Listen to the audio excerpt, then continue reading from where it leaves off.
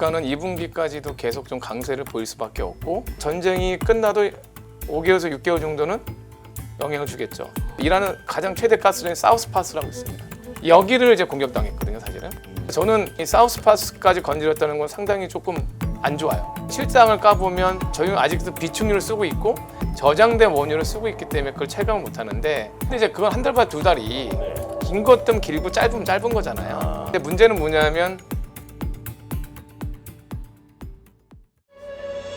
3월 26일 목요일 저녁 7시 박세희 대표와 직접 만나 투자 전략 상의하세요. 센터장이 요즘 정말 주식시장 어지러워도 이렇게 어지러울 수 있나 싶은데, 특히 오늘 같은 경우에는 급등 출발하다가 또 한 11시 정도에는 아예 마이너스로 전환도 하기도 했었잖아요. 요즘 시장 어떻게 보고 계십니까? 되게 무게감이 느껴져요. 왜냐하면 센터장님께서는 센터장이시면서 원자재 베스트 애널리스트를 하셨거든요. 예. 이 원자재가 지금 상당히 문제인데 센터장으로서 투자 전략도 제시하셔야 돼서 상당히 무게감이 오늘 느껴지는 자리입니다. 보통 이런 총론부터 이렇게 깊은 한숨을 쉬시는 분이 많이 안 계신데. 한숨은 안 쉬었고요. 그렇습니까? 근데 이제 제 개인적 생각은 어떤 이슈에 대해서 오늘 어떤 기자분이 전화를 줬지만 당분간 변동성은 더 있을 것 같아요. 네. 여러 가지 이슈상. 그리고 저희가 말씀드리고 싶었던 거는 결론적으로는 저도 투자를 할 수 있는 사람이에요. ETF 투자를 해왔고 또 할 수도 있는데, 어느 기자분이 질문했는데 그러면 언제쯤 ETF를 사야 될까요? 라고. 네. 그래서 제가 거꾸로 답은 간단하죠. 불확실성이 해소되는 건데 그 불확실성은 베스트와 월스트와 둘 다 존재하죠. 네. 마더리트가 다 존재하는데, 그건 뒤에 말씀드리겠지만 결론적으로는 불확실성 해소되는 건 전쟁이 종료되거나 아니면 지상군이 파견되거나. 저는 역발상인데요. 지상군이 들어가면 오히려 시장은 되게 출렁일 것 같고 되게 힘들 거예요, 며칠은. 근데 그거는 또 다른 투자 기회일 수도 있죠. 역도 성립하죠. 네. 상호협정을 맺게 되면 시장은 되게 많이 오르겠지만, 그거는 그 주식이 그런 경우는 제가 만든 경우는 아니고요. 원래 풍문으로 주식이라는 건 상한가에 살 수도 있고 하한가에 팔 수도 있단 말이 있잖아요. 그거를 생각해 보시면 불확실성 해소가 제일 중요한 것 같고 거기에 배팅을 하셔야 된다고 보고 있는데, 그냥 제 개인적 생각은 예측하기가 어려운, 트럼프 대통령을 랜덤워크를 하시는 분이라서 예측할 수는 없고 시나리오를 짜서 대응할 수밖에 없는, 그렇게 보고 있습니다. 예. 지금 G2 국가의 대통령이 랜덤 워크를 하고 있다니요. 지금 어디로 튈지 모르는 대통령과 전쟁 때문에 상당히 노고가 느껴지는 말씀이셨는데요. 저희가 이 질문을 안 드릴 수 없습니다. 뭐 말씀하신 것처럼 좋아지는 상황, 갑자기 전쟁이 끝나는 것과 지상군 파견, 모든 가능성이 열려 있는데 이 가능성이 열려 있는 가운데 유가를 어떻게 봐야 될까요? 유가는 기본적으로 이미 이 많은 분들은 전쟁이 종료되면 유가가 바로 하락할 거로 보시는데 아쉽지만 그러진 않을 것 같아요.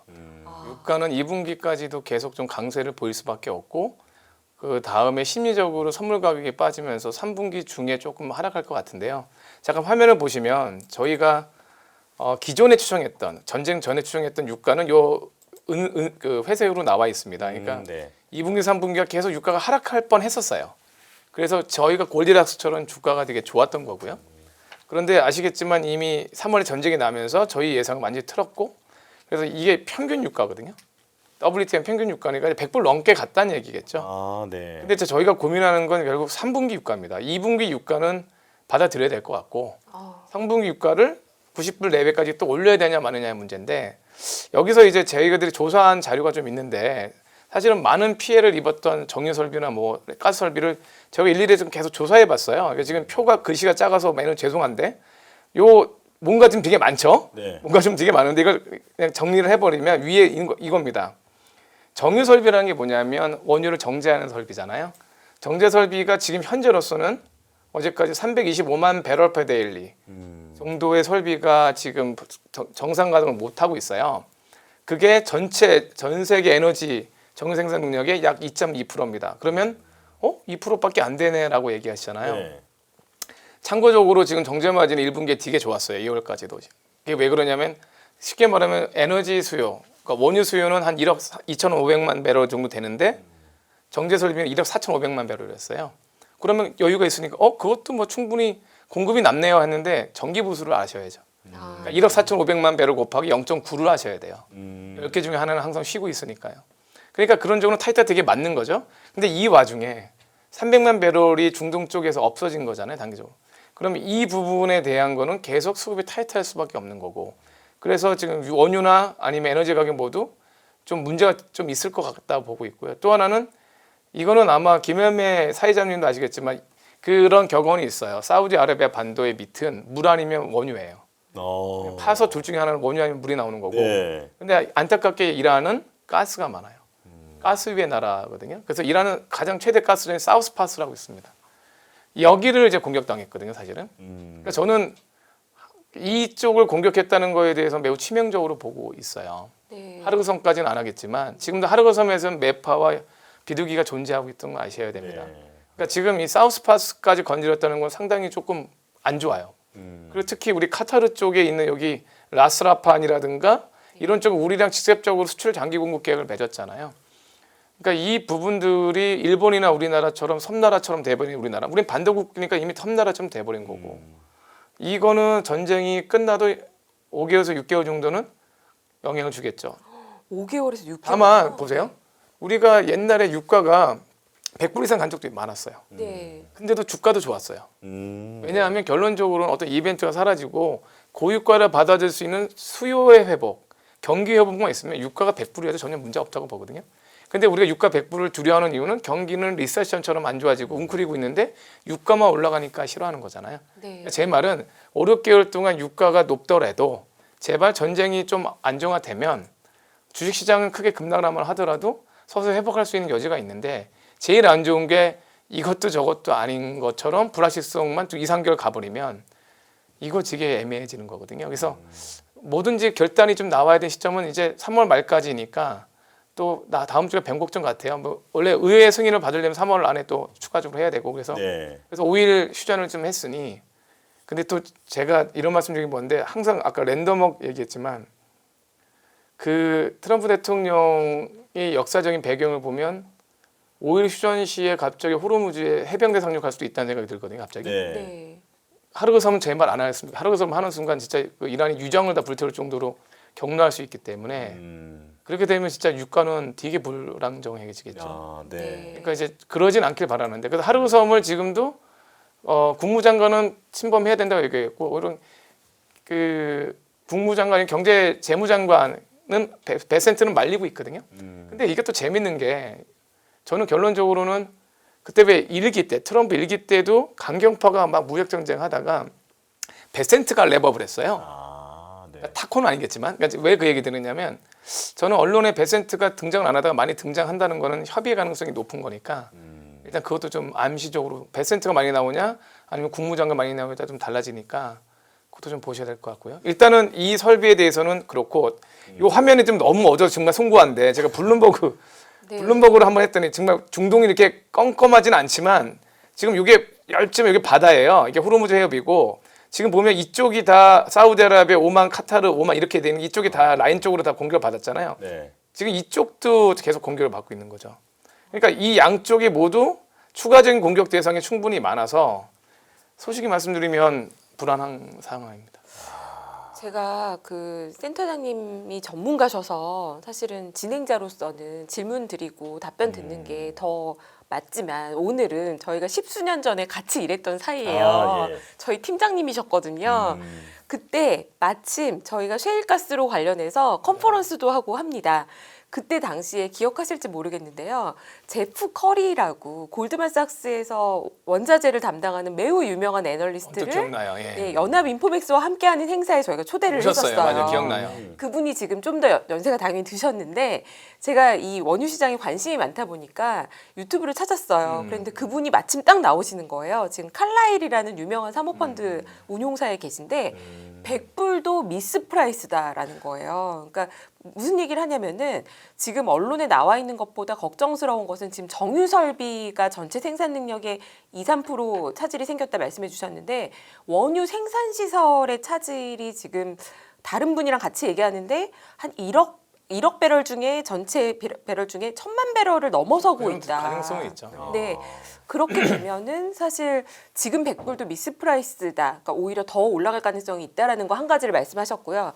또 두 번째는 지금 보여주신 그 차질이 생긴 설비 파괴 중에 제일 큰 데가 이란의 사우스파지만 그 바로 밑이 이제 카타르 노스필드잖아요. 노스필드예요. 라스라판이 노스필드. 붙어 예. 있는. 설비 이름은 6억 5천만 큐빅미터, 입방미터죠. 네. 사우스파스는 7억 큐빅미터고요. 세계 가스전 최대로선 가장 어. 최대 이 한 단일 가스전이 12% 차지해 전 세계 가스에. 네. 그러니까 이것만 보면 20% 가까이가 영향을 받았다는 거겠죠. 이제 카타르 LNG를 저희도 사오고 일본도 사오는데 여기서 지금 차질이 생기면 저는 오늘 아침에 그런 생각도 했어요. 그 뉴스를 보고 아침에 계란 후라이 하면서 아 지금 자동차 오부제가 아니라 이러다가 가스도 맘대로 못 쓰는 거 아니야? 라는 걱정이 좀 들었는데요. 이 두 가지에 대해서 어떻게 보시나요? 제프 커리가 좀 원래 그때도 잘 나가신 분이었잖아요. 네임밸리에서 밀리기 때문에 제가 뭐 아닙니다. 저는 그냥 추억에 그때 같이 만났던 분이어서 말씀드립니다. 의견에 대해서 저는 어떤 정량적인 부분까지 제가 막 100불, 120불, 130불은 모르겠지만 추가적으로 아까 말씀드렸던 전력 비축률을 풀면서 SPR 그리고 여러 가지 많은 노력을 했기 때문에 이게 잡힌 거예요. 사실은. 그러니까 역으로 보면 아까 말했던 실상을 까보면 실질적으로 저희는 아직도 비축률을 쓰고 있고 저장된 원유를 쓰고 있기 때문에 그걸 체감을 못 하는데 저도 옛날 사람이잖아요. 솔직히 말씀드리면 오일 쇼크라는 게 있었어요. 사회자님은 약간 저는 잘 모릅니다. 예. 1차 오일 쇼크, 2차 오일 쇼크, 77년도에 2차 오일 쇼크가 네. 있었고 쉽게 말하면 그겁니다. 중동 전쟁이 나면서 이스라엘과 이스라엘과 관계가 있는 나라들에게 중동 국가들이 원유를 팔지 않는 거예요. 거기에 우리나라도 외교 관계가 있었을 거고 그러면서 뭔가 다른 대체선을 탈 게 되게 어려웠던 거고요. 그때는 그럼 생산 시설이 문제가 생긴 게 아니고 그냥 공급을 줄인 건가요? 그렇죠. 그래서 오펙이 탄생했던 거고요. 네네. 서비스적 국기구라는 게 여하튼 공급은 우리에게 되게 타이트했고 그래서 뭐 몽당 연필 써라 뭐 그때는 근데 에너지 정책이 총대가 가능한 이유가 상상도 못하겠지만 통행 금지 시대였잖아요. 12시부터 6시까지 사람이 움직이면 안 되는 시대였으니까 얼마 등화관제라고 불 끄라면 다 불 껐어요. 그러니까 그 북한의 폭격이 예상되면 갑자기 일시에 훈련을 해서 전 도시가 불을 다 꺼야 돼요. 안 믿겠지만. 그렇습니까? 죄송합니다. 하여튼 근데 이제 얼마 안 된 얘기지만 왜 그 얘기 드리냐면 지금 화면을 잠깐 보시면 지금 보시는 것처럼 이게 이제 LNG 가격은 여러 가격이 있습니다. 이게 미국에서 오는 가격은 이제 헨리허브 가격이라 하고요. 그건 MMBTU로 뭐 2불, 3불, 4불 합니다. 근데 이제 이거는 우리가 그러니까 저펜 코리아 마커라서 JKM이라고 합니다. JKM. 이게 이제 많이 쓰는 가스 가격인데 물론 유럽에는 MBP라고 있어요. 유럽 거래소 가격이 그러니까 내셔널 밸런싱 포인트 따로 있는데 런던 거래소. 하여튼 가격은 거의 비슷합니다만 네. 지금 참고적으로 제가 왜 그 말씀드리냐면 지금 여기 위에 글로 보시면 3월 20일 기준에서 MMBTU 단위입니다. MMBTU상 22달러 정도 했거든요. 이게 한 달 전에 비해서 100% 급등한 거예요. 네. 근데 이제 죄송한데 지난 10년 전에 고점이 언제였냐면 70달러가 있어요. 이게 이제 코로나 때 공급망과 그 어떤 특수선이 문제가 생기면 내년 특수선이 막 겹치면서 마커 가격이 이렇게 티커. 근데 이제 이때는 아주 일시적이었겠죠. 근데 지금도 일시적일 것 같아요. 갔는데 두 가지 위험은 있죠. 더 오를 룸이 있다는 점이고 그리고 이 기간이 연장될 수 있다는 리스크는 존재하기 때문에 그래서 이 중동 전쟁에 대한 불확실성을 그렇게 낙관만 할 수도 없고 좀 뭐라고 그럴까 좀 골치가 아파지는 투자자 입장에서는 용기를 내자니 이상하고 용기를 안 내자니 포머에서 뭐 된 것 같고 뭐 이런 감정들. 근데 저는 분명히 이 그래프로 봐서는 기간과 고점은 남아 있는 겁니다. 그래서 아까 유가에 대한 대답은 동의하는 편이고 다만 아까 말씀드린 대로 계란 후라이 뭐 얘기하셨지만 지금 우리나라의 에너지가 전기 전력원 중에 화력 발전 30%가 안 돼요. 네. 천연가스가 지금 20% 가까이 되고 있거든요. 네. 그리고 원자력이 30% 가까이 되고 있고요. 원자력은 전혀 문제는 없지만 그렇다고 원자로 좀 지으려면 10년 이상 걸리는데 말이 안 되는 소리일 거고 네. 결론은 천연가스 가격이 조달을 할 수 있을 거예요. 그러니까 많은 분들이 그럼 천연가스가 없어서 전기를 다 꺼야 되나요 하는데 페루 LNG라든가 남미 LNG가 일부 있고 카타르 도하 쪽 왼쪽 쪽으로도 조금 일부 있어요. 근데 우리가 충족하는 LNG보단 수급이 좀 많이 비싸질 거고 많이 지연될 가능성이 있거든요. 그랬다면 에너지 가격이 S&P를 통제하기가 좀 어려울 거고 물론 정부가 이번에 석유 제품 최고 가격제처럼 이렇게 가격을 안정화시키면서 나중에 후정산을 할 수는 있겠지만 결국 나라 재정이 되게 안 좋아지는 거거든요. 그러니까 어떻게 보면 환율은 일단 많이 급등할 가능성이 있고요. 저는 궁금한 게 그 석유는 비축유 있잖아요. 네. LNG는 그런 거 있습니다. 당연히. 있어요? 있습니다. 탱크가 있죠. 그것도 한 달 반에서 두 달 정도는 있습니다. 아 그래요? 근데 이제 그건 한 달 반 두 달이 네. 긴 것도 길고 짧으면 짧은 거잖아요. 아. 그러니까 우리가 이제 헬리업으로 어떻게 갖고 올 거냐. 근데 다행인 건 한 가지가 있는 게 이제 문제는 뭐냐면 그 우리가 카타르 LNG를 장기 공급 계약해서 그게 문제가 생긴 건 저에게는 안 좋지만 원유라는 건 잘 아시겠지만 성상이라는 게 있어요. 그러니까 헤비 오일이 있고 라이트 오일이 있다고 그래서 결국 그러니까 중질 원유가 있고 경질 원유가 있어서 그걸 넣었을 때 휘발유나 등유 나오는 수율이 많이 달라지고 네. 초기에 어떻게 어떤 수율에 맞춰 했냐에 따라 그 원유를 웬만하면 써줘야 되거든요. 황성분이라는 것 때문에. 근데 천연가스는 그러진 않아요. 천연가스는 어차피 액화하고 갖고 오기 때문에 성상의 차이가 크지 않기 때문에 그나마 들여올 수는 있는데 이제 액화할 때 미국이 그렇게 액화 설비가 많지 않을 수도 있고 지금 캐파로 풀가동할 수도 있는 문제이기 때문에 그런 문제는 있는 거고 다만 성상의 문제는 없어서 그 뭐 우리 LNG 터미널에 들어올 수는 있는데 가격이라든가 시기라든가 이제 많이 속을 썩힐 가능성은 있겠죠. 지금 유가를 말씀해 주셨는데요. 지금 WTI하고 두바이유의 괴리가 뭐 이렇게 커진 거 저는 처음 보는 것 같은데 두바이유는 지금 거의 170불에 육박하고 있고 WTI는 어쨌거나 90불 전후로 왔다 갔다 하고 있어요. 그 이렇게까지 벌어진 이유는 아무래도 중동 때문일 거고 한국에 미치는 영향, 아시아에 미치는 영향이 클 것 같은데 어떻게 보십니까? 뭐 그거를 얘기하면 지금 보시는 그래프를 재밌게 보시면 되는데 결론은 수요 때문에 그렇죠. 수요 공급. 그러니까 무슨 얘기냐면 중동에서 중국으로 오는 VLCC가 뭐냐면 원유선이에요. 영어 그대로입니다. 베리 라지 크루드 캐리어. 네. 그죠? 베리 라지 크루드 캐리어. 100만 배럴 기준. 그러니까 중국에서 중동 오는 운임이 30일 걸려요. 중동 호르무에서 중국까지 30일 걸리는데 이 운임이 한때 이렇게 코로나 때 일별로 보면 70만 불 이상 이렇게 올라간 거죠, 사실은. 근데 지금이 60만 불까지 올라갔어요. 이게 어떤 의미냐면 60만 불이면 800억입니다. 이게 그러니까 60만 불이면 8억이에요, 8억. 하루에 하루 네. 데일리 기준이거든요. 30일은 얼마예요? 240억이죠. 240억을 운임비로 해서 과연 그게 남을까요, 돈이? 갖고 오기만 하는데. 안 남죠. 근데 더 충격적인 건 아까 말씀드린 대로 아까 그 가스 가격도 고점이 있는 것처럼 이 VLCC 운임도 고점보다 높았어요. 지금 아직까지 그 고점보다 좀 더 낮은 상황이거든요. 그러니까 이 얘기는 뭐냐면 아까 두바이 가격이 이렇게 괴리를 한 거는 두바이는 원유가 별로 안 나죠. 사우디 쪽이나 카타르는 5만 원 원유가 안 나오니까 당연히 그런 건데 공급의 문제도 있지만 중동산 원유의 대부분의 수요처는 아시아예요. 중동, 일본, 한국. 근데 그 아시아로 못 마저 나가니까. 근데 거기서는 무조건 수요를 찾아야 되니까 부르는 게 값이겠죠. 센터장님 근데 보여주신 요 VLCC 이게 그 중동에서 중국으로 가는 거면 중국 선박일 거 아니에요. 예, 예. 그런데 중국 선박은 중동에서 그래도 통과시켜 준다라고 근데 이제 그게 나왔는데 계속 그렇게 통과시켜 주지는 않는 거고. 그러니까 그렇군요. 또 오해하시면 안 되는 게 네. 중국 선단만 있지는 않을 거예요. 세계 운임에 뭐 여러 가지 1등, 2등, 3등 해운사가 있잖아요. 네. 그러면 그 국적이 중국이 아닌 것들이 되게 많아요. 싱가포르 국적도 많고 다른 국적이 많기 때문에 물론 다만 사전에 호르무즈를 건너기 전에 그쪽 이란 쪽에 중국이 많이 해서 이 배와 편명이 있을 거예요. 이거는 뭐 보혜조로 하면 하는데 근데 중요한 건 그럼 중국이 이렇게 자유롭게 계속 이란 걸로 왔다 갔다 할 수 있겠냐. 그럼 막말로 다른 배들이 중국 옆에 붙어서 가면 어떡할 거예요. 네. 그러니까 이제 이 부분은 그게 중국도 껄끄럽게 쉽진 않을 거예요. 그게 어쩌다가 의미 있는 배들에 대해서는 해주는 거지. 이란도 모든 중국 배를 허락하지는 않고 있는 거죠. 네. 일각에서는요, 이 사태가 길어지게 되면 그 기간이 얼마인지는 모릅니다. 길어지게 되면 한국의 정유사들은 원료가 없어서 못 돌리게 된다. 원유가 뭐 재고가 부족할 거다 이런 얘기가 있는데 이거는 어떻게 보십니까?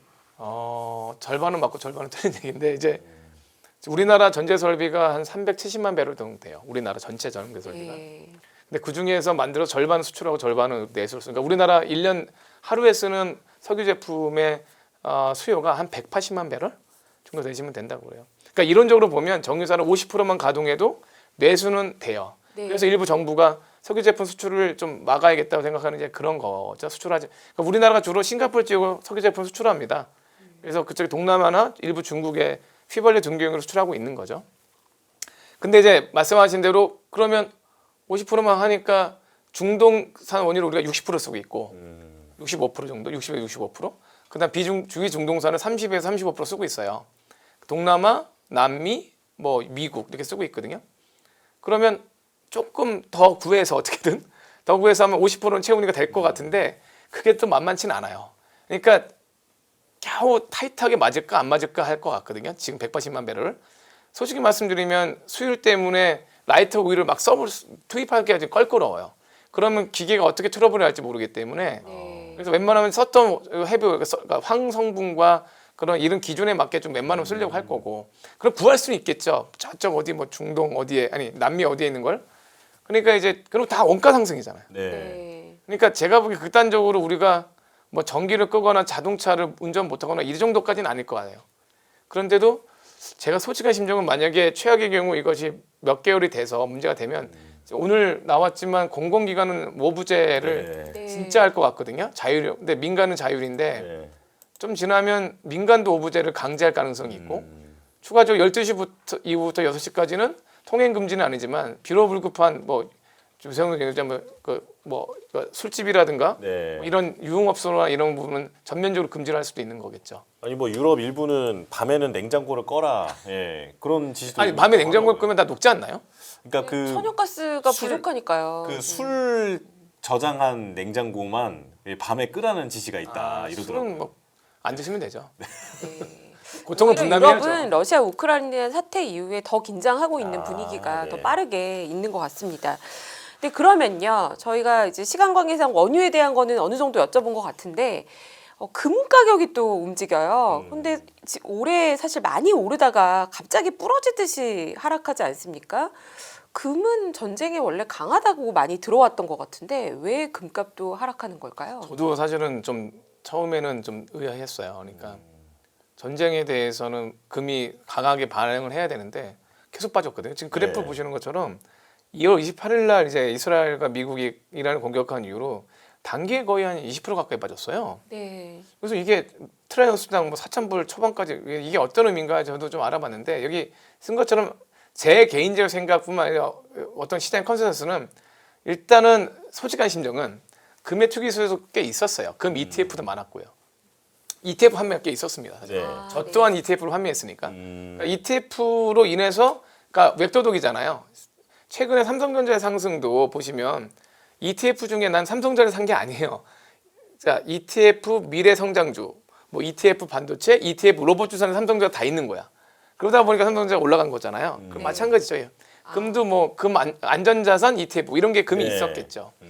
그러니까 ETF 무조건 팔고 보면 그러니까 차익 실현에 대한 부분 금 자체를 팔았다기보다는 ETF 판매가 있었고 두 번째로 달러가 되게 강세일 수밖에 없어요.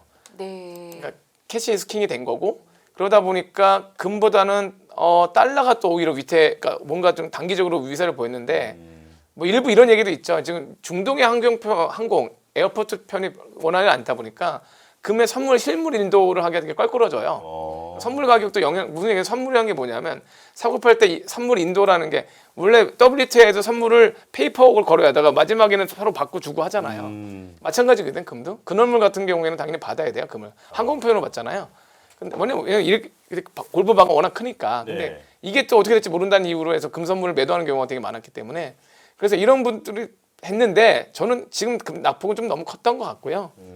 제가 이제 말씀드린 대로 금리도 여기 보시는 것처럼 미 선물 가격과 국채 금리인데 지금 금 입장에서는 되게 불리했던 건 맞아요. 금리랑 역전 현상이 있어야 되거든요. 근데 금리가 오를수록 가격은 떨어지게 돼 있어요. 그러니까 채권이 더 안전자산이 된 거죠 일시적으로. 그러니까 미국이 위대한 나라처럼 보이니까 미국의 채권과 미국의 캐시로 아주 단기적으로 갔는데 또 장기적으로 보면 사실은 금만큼 황금성이 있는 거, 그러니까 캐시처럼 통용되는 건 없어요. 그렇게 보면 저희들은 이 그래프를 좀 주목하는데 그 2022년 러우 전쟁 이후로 오히려 중국이나 러시아 같은 중앙은행들의 금 순매입이 많았어요. 네. 지금은 정신이 없으니까 일단 막 정신이 없었는데 허슬앤버슬 했는데 아마 4월만 돼도 조금 여러 가지 보면 다시 미국의 어떻게 보면 좀 반기를 든 세력들이 나오면서 금을 다시 사는 미국의 채권에 좋은 일을 시킬 수는 없다는 생각을 할 거고요. 그러면서 금 가격이 조금 오르지 않을까? 그래서 지금은 조금 정신없이 난타당했다 뭐 이렇게 보는 게 맞는 것 같고 죄송한 얘기지만 저는 주식보다는 금은 걱정을 안 하셔도 될 것 같다. 그러니까 무슨 얘기냐면 지금 미국의 국채금리가 4.4%까지 올랐고 물론 일시적으로 5% 갈 수는 있겠지만 미국의 역사적인 10년물 금리의 추이로 봐도 그렇지는 않을 거예요. 그래서 오히려 금은 좀 추가적으로 떨어질 때 오히려 그 쉽게 분할 매수를 하는 방법을 권하고 있어요. 오히려 이런 분할 매수 단기제 10% 빠졌을 때 분할 매수 하자는 게 제 권고사항인데 주식은 분할 매수에 대해서는 아직 기다려야 될 것 같다. 저는 그렇게 생각하고 있습니다. 저는 그러면 FOMC도 여쭤보고 싶은데 지금 뭐 패드워치 보면 금리 인상의 그 확률도 좀 나오고 있잖아요. 네. 이런 부분이 이제 앞으로의 유동성에는 어떤 영향을 줄 것인가? 예. 어떤 의견이십니까? 사실은 미국의 정책 이번에 또 연준 의장도 바뀌고 우리 그 하는 총재도 바뀌셨잖아요. 저희도 자료를 냈는데 참고적으로 여기 그래프를 보시면 이 미국의 M2 증가율을 좀 주목하실 필요가 있어요. 그러니까 미국의 M2가 2020년과 25년 사이에 코로나 때문에 천당과 지옥을 오갔다 보면 맞는 것 같고, 근데 과거의 양적 완화의 어떤 큰 시대는 지난 건 또 사실이거든요. 근데 아이러니하게 트럼프 정부 이후로는 M2 증가율이 꾸준히 늘고 있는 건 사실입니다. 그러니까 이제 페드가 금리 인상에 대한 의견에 대해서는 조금 아직까지는 얘기를 못 할 거예요. 케빈 워시가 과연 얘기할 수 있느냐에 대해서 저는 좀 의구심이 있고 연준도 더더욱 좀 뭐라 그럴까 진중할 필요가 있거든요. 아직 사태가 뭐 어떻게 될지 모르니까 그 얘기는 어떻게 보면 지금 여기서 긴축 정책을 받을 거냐에 대해서는 되게 상당히 우려스러운 상황이니까 네. M2 증가율은 조금 더 늘 거라고 보고 있고 그렇다고 보면 금 가격은 불리하지는 않을 것이다. 물론 이제 여기에 여러 가지 스태그플레이션 이슈가 생기면 또 이제 또 그 추가적 금리 인상을 해야 되고 뭐 이런 부분이니까. 근데 여러분들이 느끼기에 컨센서스대로 보면 아주 오래 끌진 못할 것 같아요. 상호간에. 네. 그래서 그거를 좀 잘 봐야겠죠. 근데 외람되는데 요즘 제가 들은 얘기 중에 재밌는 거는 제가 예전에 이제 요즘 초안지를 계속 읽고 있는데 옛날 거를 삼국지를 많이 읽었으니까 초안지 읽으면서 느끼는 거는 그런 생각이 들더라고요. 트럼프가 마치 항우 같은 느낌이 들어요. 무슨 얘기냐면 보세요. 지금 이 정도 전쟁이면 프랑스나 독일이나 총리가 와서 중재를 해줘야 돼요. 적극적으로. 네. 왜 그러시냐 제발 다들 지금 세계 평화를 위해서. 트럼프 대통령 노벨 평화도 받을 수 있는 절호의 기회다. 막 그러면서 했는데 하나도 움직이지 않거든요. 네. 왜냐 미우니까요. 잘 생각해 보세요. 나 같아도 너 한번 당해봐라 이런 생각 하지 않을까요? 너 잘 걸렸다 이번에 이스라엘하고 한번. 그린란드 뭐 이란이 어떤 남자 한번 맛 좀 봐라. 뭐 이런 생각 할 거란 말이에요. 그러니까 뭔가 좀 무슨 뜻 아시죠? 그러니까 중재를 해야 되는 그런 총리들이 움직이지 않는다는 점에서 나토랑 이미 좀 크랙도 가 있고. 그래서 이게 별로 패망의 길인데 이게 자꾸. 그래서 근데 하여튼 그러진 않을 것 같아요. 근데 다만 그래서 그래도 트럼프 대통령이 잘 좀 눈치가 빠르다면 네. 좀 어떤 식으로 타코는 아니지만 빨리 좀 해야 되지 않을까 이렇게 보고 있습니다. 진정한 왕따 되기 전에 스스로 알아서 물러선다, 접는다. 명분을 저는 이제 아까 전에 세 가지 시나리오 중에 가운데 시나리오 얘기 안 했잖아요. 뜨뜻미지근하게 승리를 선언하겠죠. 우리는 승리했고 목적을 달성했으니 정전하겠다. 그것도 뭐 일정 부분은 뭐 맞습니다. 차라리 그 확률이 높아 보입니다. 자존심을 구기지 않으면서 이란 국민들의 평화를 위해서 내가 기여하겠다 이런 식으로 해서 나오지 않을까 생각하는데 그렇게 바랍니다. 네, 알겠습니다. 지금 센터장님 모시고 이것저것 얘기를 들어봤는데 생각보다 상황이 더 복잡하고 네. 더 심각하다라는 생각을 하게 되네요. 센터장님의 고뇌가 여기 느껴졌습니다. 그러니까요. 네. 시청자분들도 느끼시지 않았을까 싶네요. 네, 자 일단 여기서 인사드리겠습니다. 백영찬 상상의 증권 리서치 센터장과 함께했습니다. 고맙습니다. 고맙습니다. 고맙습니다.